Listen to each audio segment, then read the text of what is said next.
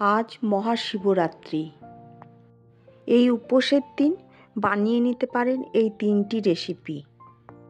নমস্কার, আমি মণিদীপা। আমার চ্যানেল টেস্টিমনি এলে আপনাদের সকলকে স্বাগত জানাই। আমি এখন আপনাদেরকে সামা চালের খিচুড়ি, সাবুদানার বড়া, সাবুদানা দিয়ে একটি ডেজার্টের রেসিপি পরিবেশন করছি। আমি প্রথমে সামা চাল নিয়ে ধুয়ে পরিষ্কার করে নিয়েছি। এই সামা চালকে গ্রাম বাংলাতে অনেকে ঘাস চালও বলে। এখানে আমি মুগের ডাল শুকনো কড়াতে ভেজে নিয়েছি। হাঁড়িতে জল গরম করে 1 কাপ মুগের ডাল ধুয়ে দিয়ে দেব। তার মধ্যে হলুদ, সন্দক লবণ, লাল লঙ্কা গুঁড়ো দিয়ে ডাল হাফ সেদ্ধ হতে দেব। কড়াইয়ে তেল গরম করে সমস্ত রকম সবজি দিয়ে আদা জিরার পেস্ট 1 চামচ দিয়ে দিলাম। উপর থেকে দিয়ে দিলাম টমেটো কুচি, সন্দক লবণ, চিনি, সমস্ত কিছু দিয়ে ভিজিয়ে রাখা সামা চালও দিয়ে দেব।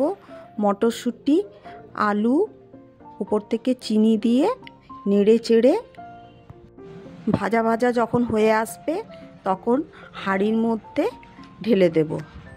এইভাবে তৈরি হয়ে গেল সামা চালের খিচুড়ি। আমি উপর থেকে একটু ঘিও ছড়িয়ে দিয়েছিলাম। আমার নেক্সট রেসিপি সাবুদানার বড়া বা টিক্কা।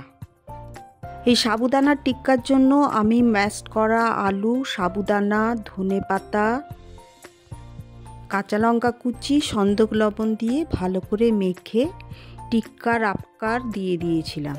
গরম তেলে ভেজে তৈরি হয়ে গেল আমার সাবুদানার বড়া। এরপর সব শেষে আপনাদের কাছে পরিবেশন করলাম সাবুদানার একটি ডেজার্ট। 1 চামচ ঘি গরম করে তার মধ্যে সাবুদানাগুলিকে দিয়ে হালকা আঁচে নাড়াচাড়া করে ট্রান্সপারেন্টভাবে ভাজতে হবে। ওপর থেকে ঈষদুষ্ণ ঠান্ডা দুধ দিয়ে দেব। আমি দুধ আর 1 চামচ স্ট্রবেরি কাস্টার্ড গুলে নিয়ে ওপর থেকে দিয়ে দেব। 2 চামচ গুঁড়ো দুধও দিয়েছিলাম, তাতে করে টেস্টটা অনেক বেশি ভালো লাগবে। 4 চামচ চিনিও দিয়ে দিলাম। এইভাবে তৈরি হয়ে গেল নতুন ধরনের একটি ডেজার্ট। ওপর থেকে কাজু এবং পেস্তা দিয়ে পরিবেশন করুন। আমার চ্যানেলে নিত্য নতুন রেসিপি দেখতে হলে আমার চ্যানেলটিকে লাইক এবং সাবস্ক্রাইব করে দেবেন। দেখা হচ্ছে পরের আরেকটি ভিডিও নিয়ে। ভালো থাকুন, সুস্থ থাকুন।